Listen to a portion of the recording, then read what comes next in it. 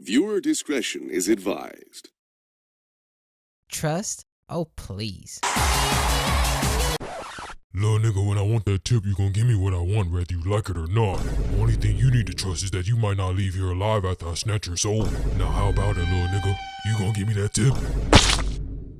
And so, after the hazing portion of the program comes to a complete close in what was utter chaos, the Terrible Tens set out to begin their voyage into paradise.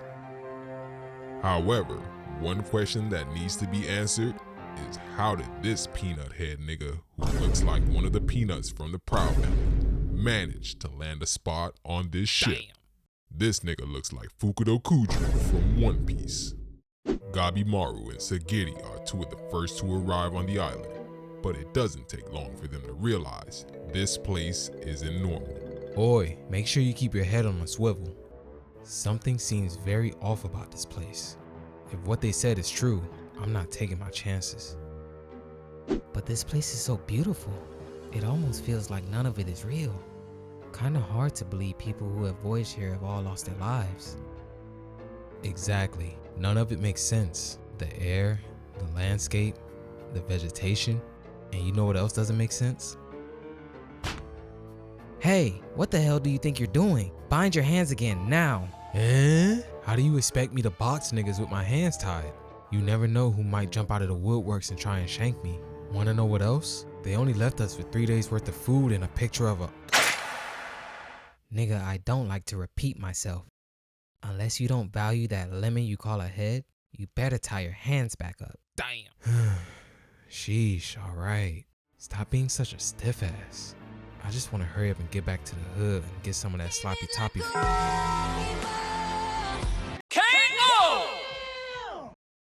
Strike! Now that's what I call a perfect score. Little nigga thought he could hang, but I showed him the Oi, thanks big guy. You took out the crook I had in my neck. Are you okay? Yeah, why wouldn't I be? Well, I mean, Hold up, take a good look at his hands. That nigga's hands aren't hogtied like mine. that doesn't matter right now. Well, I guess it kinda does. Hey, why isn't his hands tied? Blah, blah, blah. Gabimaru, get ready to bend that ass over. I've been fiending for you, little nigga. Pause. We're here for the same reason, right? I guess they didn't tell you. In the streets, they call him Red Mask. They say he uses a variety of toys to violate his opponents. He probably has to be one of the freakiest niggas in all of Japan. That's right, nigga. And you next up on my menu.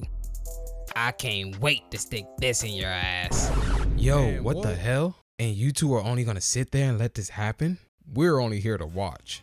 You can kill each other for all I care. Agreed. I really wanted to get through at least one day where I didn't have to roll a nigga into a blunt. But I guess we smoking on that red pack tonight. I'd like to see you try it. Huh? Put it on. Yo, you dead ass? Dildo destruction. Ass clapper. Anal bead beat down. Throat torpedo. Yo, all done. This nigga, he's making my rocks harder and harder. Fuck out of here. Damn, he's out in just one hit? We just getting started, boy. 5 minutes later. After Gabimaru rolls Mask into a pack seemingly without effort, we take a look at what's going on with the other prisoners throughout the island. What's up, big ass nigga? You hungry or something? Why you looking at me like that? Remember what was mentioned in the previous episode. It's either kill or be killed, and Gabimaru wastes no time with the former. The fuck you think you're doing? Well, I was trying to roll you into a Dutch. This man must be executed. Gabimaru engages in combat with Sagiri as he plans to dispose of her and get through Hell's Paradise all on his own. There's just one problem. He just can't seem to administer the finishing blow.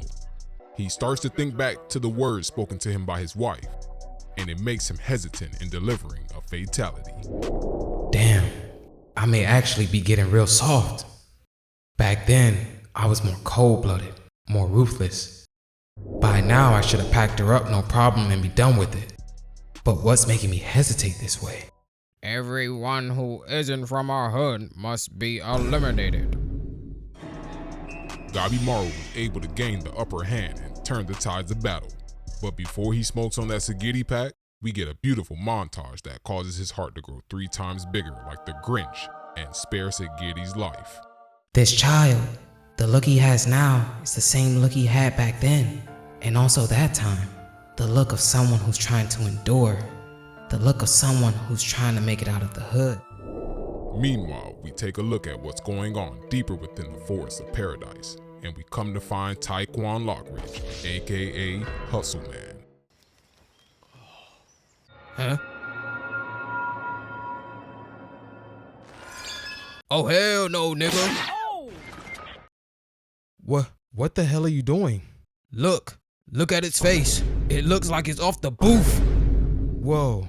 Look over there, at those big ass cockroaches. This place kinda reminds me of the trap. But this wasn't the trap.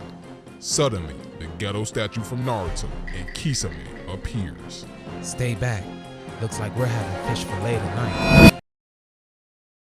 What the hell is that thing? A man? A fish? That shit looks like it crawled out of a toxic waste dump. One thing I do know, I need to make sure I deep fry his ass. Gabimaru and Kisame starts throwing hands, and Kisame hits him with the Gomu Gomu no fish sticks. At this point, there's one option and one option only: run. But before they could even get the chance, the Titans are summoned out of nowhere and begin the rumble. But that doesn't stop Gabimaru in the slightest. I guess it's time to turn it up. And he turns up the heat like Shinra from Fire Force. One by one, each Titan is eradicated as Gabimaru either blows their head up or slices through them like a hot knife to butter. Meanwhile, Sagiri starts feeling like she's off the perky. Am I in heaven? Or is this hell? And gets caught slipping by the Buddha Titan. But luckily, she's saved in the nick of time and backup arrives to help eliminate the opposition. Damn, you smoked all these niggas all by yourself? I'd expect no less from Gabimaru the Hollow Tip. I'm Shinobu. And just like you, I'm a ninja. We're nothing alike. Speaking of which, why are you here? You said you only mess with tall niggas, meaning I don't fit the bill. But that doesn't mean you don't have potential. You seem super dependable and I need a big, strong man to protect me from the scary monsters the same way you just protected her. Oi, how about you show me that tip? I'm feeling real hollow, so I want you to fill me up. We can work together and— Ow, that hurts. What are you doing? Siren calls don't work on me, whore. I've seen it too many times in the hood. I figured as much, but I do want us to work together. But the main question is, why do you have 2 jailers with you?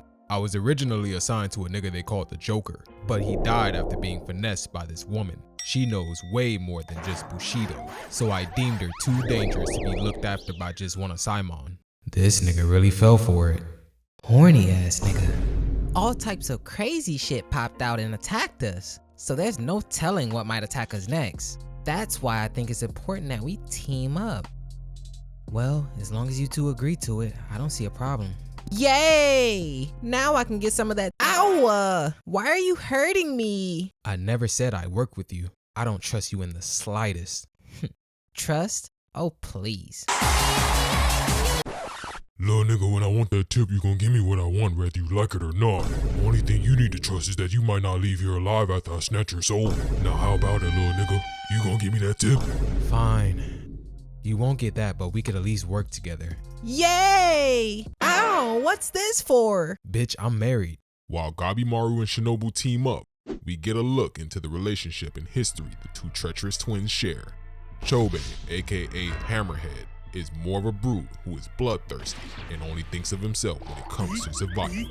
Toma, on the other hand, is the one who always stares at his brother from afar, and it's evident who's the more dominant counterpart. However, Drop them draws, nigga. Y'all both look a little sweet. they're eventually surrounded by the Titans and this one nigga who looks like Larry the Lobster.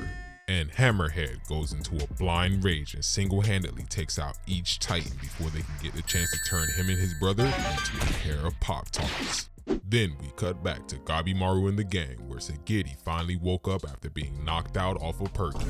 Now while they're talking, we're gonna cut to a quick commercial break. Yo, thank you guys so much for the immense love and support you've been showing the channel. The Ashi no Ko video I did brought most of you here, but sadly it got taken down due to copyright issues. I'm still relearning YouTube, so I ask that you all just bear with me and join the crew if you haven't already. We smoking on that 1K pack and we're less than 400 subs away. But that's enough of my spiel. Let's get back to the video. We come back to Genji basically shitting all over Sagiri's ability to carry out her duties as an Asaemon. Meanwhile, on the other side of the island, we have Tenza, aka the Diet Datara from Naruto, and Nurugai, or as she's known in the streets, Wildcard. Both trying to flee from paradise, but they are shortly met with what appears to be the Flying Dutchman, and a Kraken appears out of nowhere to take them down to Davy Jones' locker. This is like some shit out of a movie that I seen. Quick, we need to search for a boat and jet. But there was no escaping from paradise. Those who have tried have either suffered a tragic death or was given a chance to see God up close and personal. It's no use, man. We should just give up. I wasn't built for this shit. Back when I was young, my grandfather used to... Man, get your ass up and fight like a man. We don't have time for some cliche bullshit backstory. We gotta make sure we don't get our backs blown out. Now grab this sword and stop acting like a bitch. We just gotta make it to that boat over there. Right. Miraculously, Tenza and Nurugai was able to survive and make it back to shore.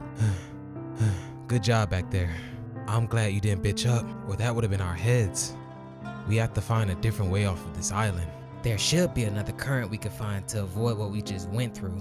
Whoa, Nurugai, you looking a little bit girlish. Girlish? I am a girl, dumbass. Meanwhile, Genji, behind you. nigga, you gon' eat your cornbread?